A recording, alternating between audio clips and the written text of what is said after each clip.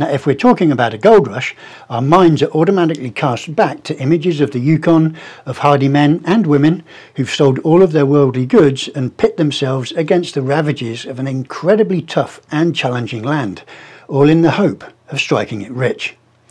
Well, the Yukon isn't the only place on Earth to have heralded such a manic search for mineral wealth. Numerous African countries are long known to have massive reserves in both precious metals and diamonds, for example. And Australia is famous, to this day even, for its gold and opal deposits, many of which continue to be sought by a burgeoning mining industry. But not many people know about New Zealand's gold rush, an event that happened in the South Island in the 1860s. It was a time of excitement and great adventure, a time when many people set out to find their dreams, and sadly in many an instance a time where people would fall foul of murderous gangs who preyed on those seeking their fortune. Now, I'm your host, Mark, and before we get into today's story, I'd like to ask that if you are indeed a fan of the weird, wonderful and sometimes sinister tales of humanity, to please consider hitting that subscriptions button, because it is such stories that I recount here on the flip side. Now, as is customary, I'd also like to take a moment to shout out to some of the channel subscribers as a way of saying thank you for going that extra mile and interacting with me via the comments to recent uploads. So for this week, a big thanks and a shout out goes to Stephen Gentry, Clobby Hops, Andy Stones and DH56.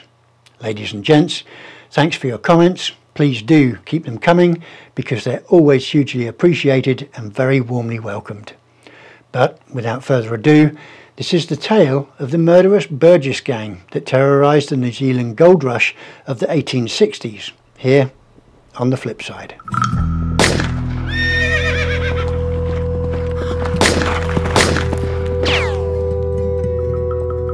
The Otago Gold Rush, also referred to as the Central Otago Gold Rush, happened during the 1860s in central Otago.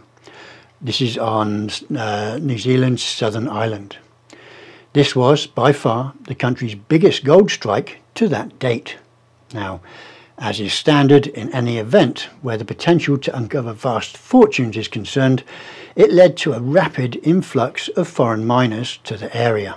Many of these new arrivals being veteran miners with experience of mining for the precious metals in locations such as Alaska, California and in neighbouring Australia. The main gold rush started at a location named Gabriel's Gully, a place duly named after the miner who found the first traces of gold, a man by the name of Gabriel Reid. Now, he was a tough Australian prospector who had also mined for gold in both California and in the dusty outback of his homeland. His find centred around the banks of the Tuapeka River near the small town of Lawrence on the 20th of May 1861. Now, he is on record as suggesting that he found his haul at a place where a kind of road crossed a shallow bar. He shovelled down about 2.5 feet, where he then arrived at an area of beautiful soft slate, and it is there where he saw gold shining like the stars of Orion on a dark and frosty night. Now, the public heard about Reid's find by way of an editorial in the Otago Witness, a local newspaper, and that was written on the 8th of June in 1861.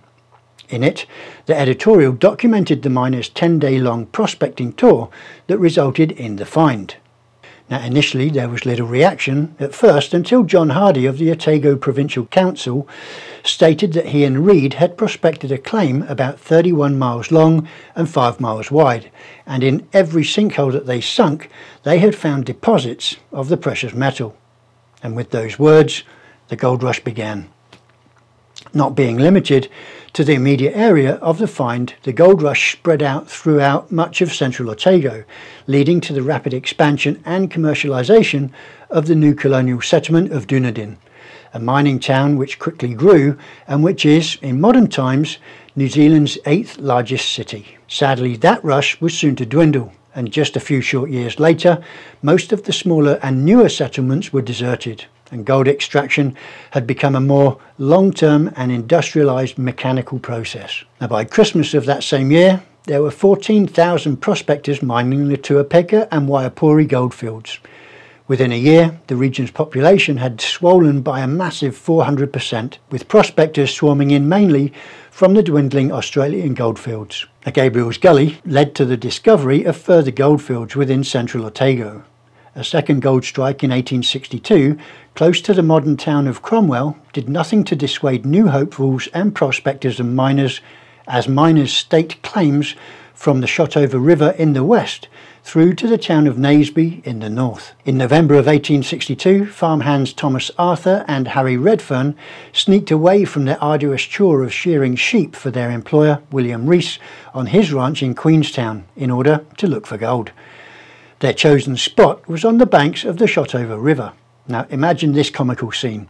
Here's two men loosening earth by hacking into it with butcher's knives and then digging that out with coffee mugs, known as pannikin. They then panned their soil in the crudest of manners, given that they were complete novices at gold prospecting. Now, as ludicrous as all of that sounds, their tenacity was to pay off, and what became known as the Arthur's Point Strike led to the largest gold rush experienced in all of New Zealand around that time. Now, the finds continued. Gold was next found near the Taramaki River in 1864 by two local Maori men. The ensuing rush to uncover the precious metal that followed quickly populated the South Island's west coast, which, until then, had only been visited by just a few European travellers. Miners were attracted from the central Otago gold rush and from Victoria, Australia, where the gold rush in that particular region had practically come to an end. By December 1864, there was an estimated 1,800 prospectors on the west coast, with many in the Haikitoki area. By 1866, Haikitika was one of the most populous settlements in New Zealand, with a population of more than 25,000 people, which boasted also in excess of 100 pubs. Now it goes without saying, where there are riches to be made, one will always find all manner of individuals with nefarious intent. Most of these people survive by devising ways to cleverly, violently, or indeed lethally separate miners from their hauls, irrespective of their size. It was during the Otago gold rush that in 1862, a particularly nasty piece of work, an Englishman by the name of Richard Burgess, drifted into town. Having put together a small gang of equally detestable scumbags, a ragtag bunch known simply as the Burgess Gang, they left a trail of death and destruction in their path. Burgess alone was considered to be the most prolific murderer in New Zealand, and one that has never been surpassed to date. It's estimated the death toll that his gang of outlaws inflicted while roving the goldfields of the South Island in the 1860s ranged from at least 5 to anywhere up to 35 people. Now, also known as Richard Hill, Burgess was actually born in London's Hatton Garden in 1829, the illegitimate son of a lady's maid and a soldier with the Horses Guard. When his father disappeared, Richard and his mother moved to the east of London, where, at age 14, he joined a gang of petty thieves called the City Arabs. He was soon imprisoned and flogged for pickpocketing, and by the age of 16, he had graduated to housebreaking and was sentenced to 15 years transportation, that is, deportation to the penal colony that was Australia at the time, after 20 months of solitary confinement. He was then shipped off to Melbourne, Australia, where he arrived on September of 1847. He was eventually released, but barred from returning to England, so took up work as a stonemason and assumed the name Dick Hill. Described as a smart and dapper little fellow, he stood just 5 feet and 4.5 inches tall, with a fresh complexion, brown hair and hazel eyes. Burgess roved the goldfields of Melbourne, robbing miners, and it wasn't long before once again he became a wanted man. After a whole bunch of crimes, in 1852 he was sentenced to 10 years in the brutal Melbourne jail and the floating prison hulks that were located in the port. He twice tried to escape from those floating hells of misery, and during the second attempt that took place in 1856, which was led incidentally by the infamous character by the name of Frank McCallum, 3 people ended up being killed, including a policeman. Much to the disappointment of law enforcement at the time, the 9 defendants in that subsequent murder trial, including Burgess, escaped hanging on technicalities. Now, some historians have argued that it was the hellish conditions on board the hulks that turned Burgess into the monster that he became. Determined never to return at any cost, he decided from that point on that he would never leave any more witnesses. He was finally released in 1859, only to be rearrested again for burglary. He was able to hide his past by using an alias, so only received a light sentence. And on his release from that sentence, he deemed Australia to be too hot for him, so he fled to neighbouring New Zealand. Now, in 1862, Burgess headed for the Otago goldfields, where he joined forces with various Australian colleagues to prey upon the miners.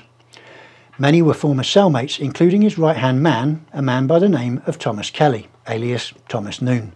That same year, he and Kelly had a shootout with police and was sent down for another 3 years. Burgess, all along, claimed the charges were false and vowed to take revenge on society when he was released. After a failed escape attempt, Burgess was considered the ringleader in every refractory outbreak in Dunedin jail and was lashed for his crime. He is said to have declared that he would take a life for every lash received. Burgess and Kelly were eventually released in 1865 and promptly made their way to Hoikitiki. The local police had insufficient resources to place them under surveillance, so the pair, along with others, resumed a roving life of crime on the West Coast goldfields. And in the gangs which formed for specific jobs, Burgess was always the leader. He quickly formed an alliance with former publican and the imposing figure, a prize fighter by the name of Joseph Sullivan, who had just arrived from Victoria, Australia, and together their criminal activities increased. They eventually recruited a professional fence by the name of William Levi, who disposed of the proceeds of a planned bank robbery at Buller River.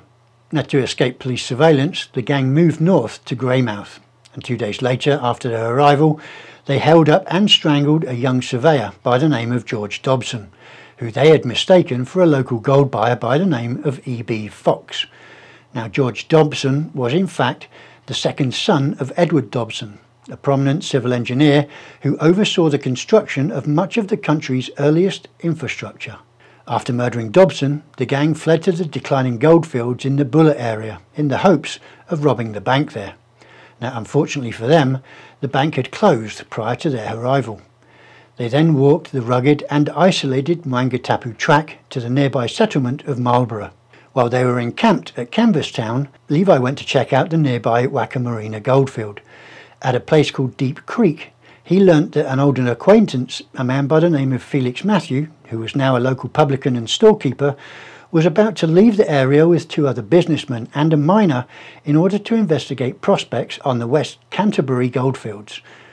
Burgess had already insisted that the gang should return to Nelson and catching a steamer, as they drew attention to themselves by travelling on foot.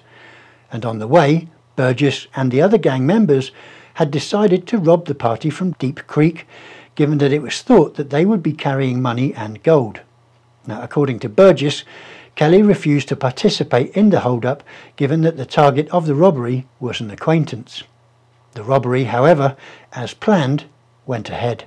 Now, the following day, at approximately 1 p.m, the business partners, Dudley, Kempthorne, De Pontius and Matthew, accompanied by a horse with a pack, were held up by the gang. The victims immediately surrendered and were bound and gagged and moved off of the track. After they were robbed, the takings were only £80 per gang member. They were all duly killed. First Dudley by strangulation, Kempthorne was shot along with De Pontius, and Matthew was shot and then stabbed and then shot again. 3 of the bodies were hidden, but that of De Pontius was covered with rocks.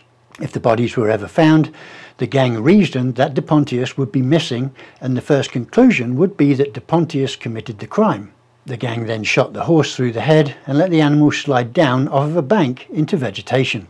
Other belongings, such as clothes, were burnt in a derelict house, and the gang returned to Nelson that night. This series of killings became known as the Manga Tapu murders, given that the gang had stationed themselves at a prominent point along what was known as the Manga Tapu track, a place now called Murderer's Rock.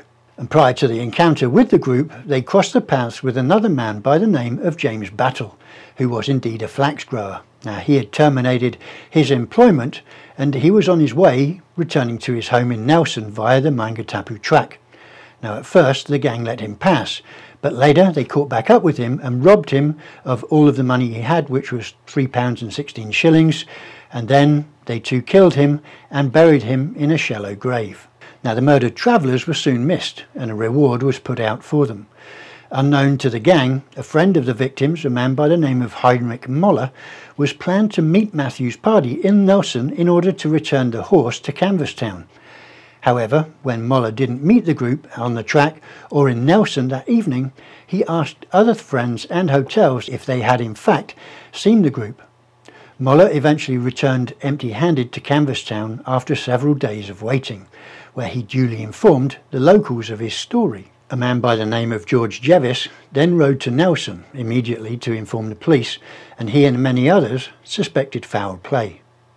On the 18th of June, the investigation began, and in the evening, Levy was arrested. The following day, Burgess, Sullivan and Kelly were also arrested on the suspicion of murdering the group of businessmen. Law enforcement made this conclusion due to witnesses having seen the gang arrive in Nelson with little to no money. In fact, it was Levi who paid for their few purchases. Having then briefly left the town, the gang returned to Nelson, and on doing so, they drank and gambled with total abandon. And on the 20th of June, the slain horse was found along with a shotgun by the search party. Now, after seeing a poster offering free pardon and a reward of £200, Sullivan turned on his associates and made a full statement. After this information, on the 29th, the bodies of the Matthew group were found. Sullivan also informed the police of Battle's murder, and until this time, Battle's absence had not been reported. On the 3rd of July, Battle's body was found. The victims were buried in Manga Tapu cemetery in a mass grave. The funeral was the largest in Nelson's history. Now on 9th of August, Burgess gave a confession which admitted his own guilt and tried to incriminate Sullivan and attempted to free Levi and Kelly of the charges. Now the gang's trial started on the 12th of September and ended on the 18th. Burgess and Kelly represented themselves at trial, and Burgess was determined to establish Sullivan as his sole accomplice in the Manga Tapu murders and the murder of Dobson.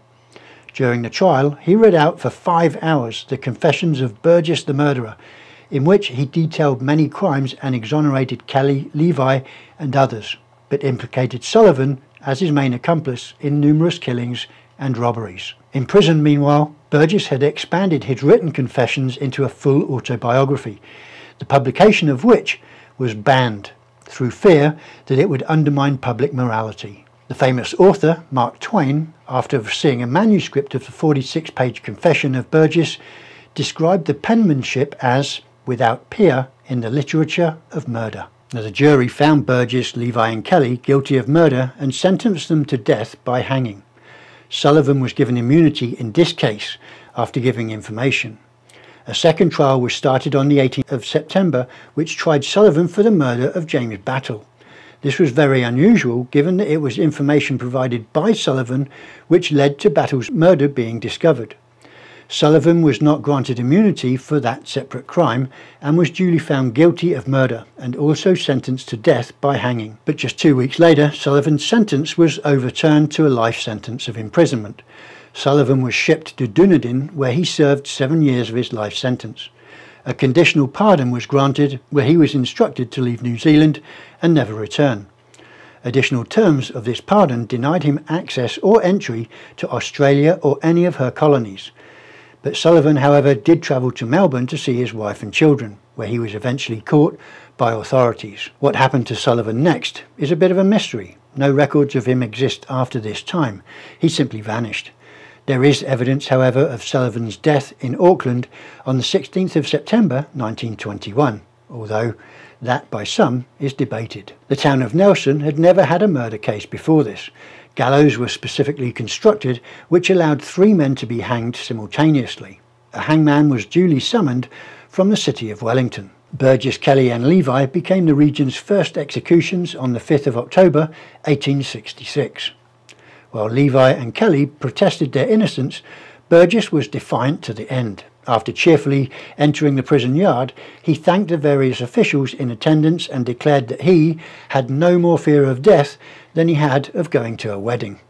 He then reportedly bounded up the scaffolding steps and chose the centre rope before kissing it and saying that he greeted it as a prelude to heaven. At approximately 8:30 a.m, Burgess, Levi and Kelly were all hanged.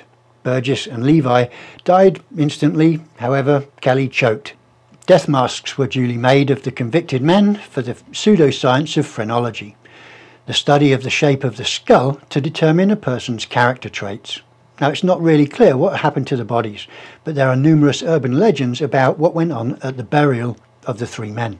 Now, almost immediately after the executions, there was speculation that Burgess may have been actually telling us some truth about the role that Kelly and Levi had played, and that there was some reluctant admiration that Burgess had deliberately set out to pin the blame squarely on his own and Sullivan's shoulders, so as to get his mates off. A prominent phrenologist, A.S. Hamilton, who had visited Burgess's cell, gave a lecture in which he expressed admiration for the man's virtues, but pity that so much daring expertness and ability should have been lost to society by being wrongly directed. Few would have disagreed with his declaration that Richard Burgess had no rival, either in the magnitude of his crimes or in the part he acted in his last hour upon earth. Now, a life of crime never pays, folks, as is so well highlighted in this story.